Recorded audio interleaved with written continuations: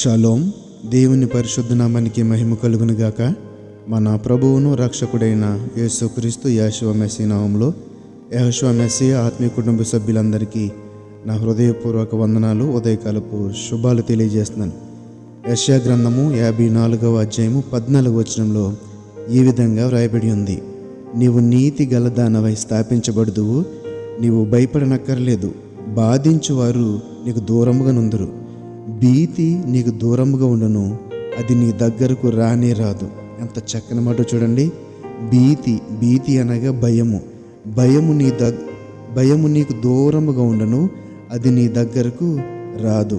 అయితే ఈ మాటలను చెప్తూ ఆ మొదటి భాగం చూస్తే, నీవు నీతి గలదానవై స్థాపించబడదువు, నీవు భయపడనక్కర్లేదు. నీతి భయము.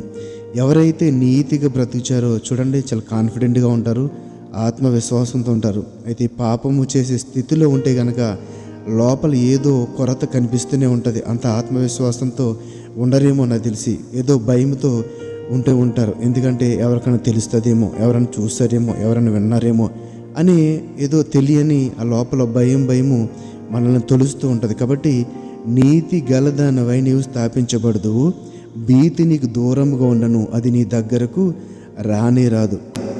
ఎందుకంటే ఆకస్మికంగా భయం కలిగినప్పుడు, దుర్మార్గులకు నాశనం వచ్చినప్పుడు నీవు భయపడవద్దు. ఎవరికి వస్తుందండి భయం? ఇక్కడ ఎవరికి వస్తుందో రాశాడు కదా. ఆకస్మికంగా భయం కలిగినప్పుడు, దుర్మార్గులకు నాశనం కలిగినప్పుడు, దుర్మార్గం చేత పట్టబడిన వారికి ఏదో ఒక రోజు ఏ దుర్మార్గం అయితే చేశాడో, ఏ చెడైతే చేశాడో దాని ద్వారానే అతనికి నాశనము లేకపోతే అతనికి భయం కలుగుతుందని ఈ వాక్యం ద్వారా మనము చూడవచ్చు. చూడండి, కత్తి చేత బతికినోడు కత్తి చేతే నాశనం అవుతాడు, మనకు తెలుసు కదా. కాబట్టి అంటే మనం బ్రతుకు ఎలా బ్రతుకుతున్నామో మనకి అదే రిఫ్లెక్షన్ అన్నమాట, అదే తిరిగి వస్తుంది. కాబట్టి చెడపకురా చెడేవు అన్నారు కదా. అలాగే ఇక్కడ కూడా మనం చూస్తున్నాం, ఆకస్మికంగా భయము కలిగినప్పుడు, దుర్మార్గులకు నాశనము వచ్చినప్పుడు నీవు భయపడవద్దు. కాబట్టి నా ప్రియమైన సహోదరులరా, మనము దీవిస్తే దీవించబడతాము, శపిస్తే శపించబడతాము. కాబట్టి నీకు దీవెనలు కావాలంటే నువ్వు ఎటువంటి స్థితి, నీకు శత్రువులైనా సరే ఎవరైనా సరే నువ్వు వాళ్ళని దీవించడానికి లేదా మంచిని కోరుకుంటే ప్రయత్నం చేయి. శపించడం మాత్రము వద్దు, చెడుగా చెప్పడం మాత్రము అసలే వద్దు. కాబట్టి నీవు దీవిస్తే కనుక దీవించబడతావు, శపిస్తే కనుక శపించబడతావు. కాబట్టి నా ప్రియమైన సోదరుల యొక్క మాటలు చూస్తే కనుక ఇందులో చాలా అర్థం దాగుంది. సామెతల గ్రంథము 3వ అధ్యాయం 25వ వచనం: ఆకస్మికంగా భయము కలిగినప్పుడు, దుర్మార్గులకు నాశనం వచ్చినప్పుడు నీవు భయపడవద్దు. కాబట్టి ఎందుకు భయపడవద్దంటే, నీవు నీతి గలదానవై స్థాపించబడుచున్నావు, నువ్వు నీతిగా బ్రతుకుచున్నావు, దేవుని వాక్యము చేత నడిపించబడుతున్నావు, దేవుని యొక్క అధికారం క్రింద నువ్వు ఉన్నావు. కాబట్టి నీవు భయపడక్కర్లేదు. ఆ భయం ఎవరికి వస్తుంది అంటే దుర్మార్గులకు వస్తుంది.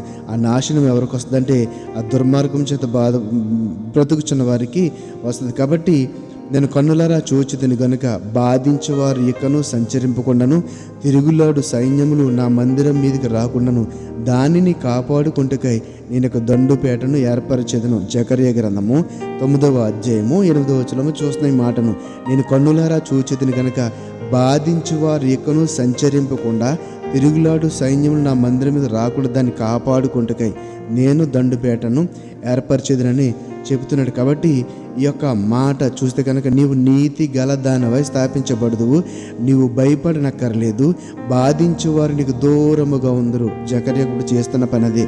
ఆ యొక్క బాధించేవారు బారి నుండి మందిరంను కాపాడుకుంటకు దండుపేటను ఏర్పరచుకుంటున్నాడు. కాబట్టి మనం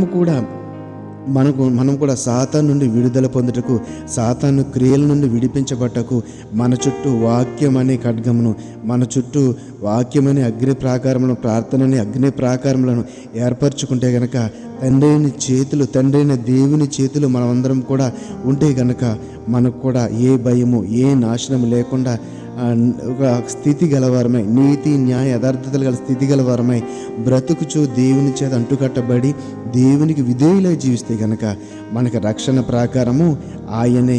కాబట్టి ఆ యొక్క ఆత్మ ఖడ్గం చేత ఆయన మనలందరినీ కాపాడుటకు సిద్ధంగా ఉన్నాడు. కాబట్టి మనమందరం కూడా ఆ నీతిని ధరించుకొని, ఆ యొక్క నెమ్మదిని, శాంతిని, సమాధానం ధరించుకొని ఇతరులను గౌరవిస్తూ, ఇతరులను ప్రేమిస్తూ, దీవిస్తూ దేవుని దీవెనలకు మనం పాత్రలవుదాం. ఈ మాటను దేవత దేవుడు పరిశుద్ధాత్మ తండ్రి మన యొక్క ఆత్మీయ జీవితంలో బలపరిచి నడిపించును గాక. ఆమేన్. పరిశుద్ధుల మహోన్నతర మమ్మకన తండ్రి, నీ పరిశుద్ధమైన ఉన్నతమైన ఘనమైన నామానికి వందనాలు, స్తుతులు, స్తోత్రాలు చెల్లించుకున్నాం ప్రభా. ఇదిగోనైనా నీతి గలదానవై నీవు స్థాపించబడదు, నువ్వు భయపడనక్కర్లేదు అనే మాటను ఈరోజు మాకు నేర్పామని ప్రభా.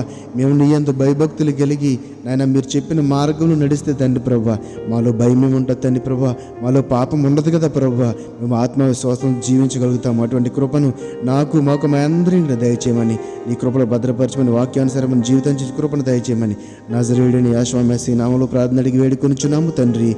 ఆమేన్, ఆమేన్. షాలోమ్. అందరికీ వందనాలు. షాలోమ్.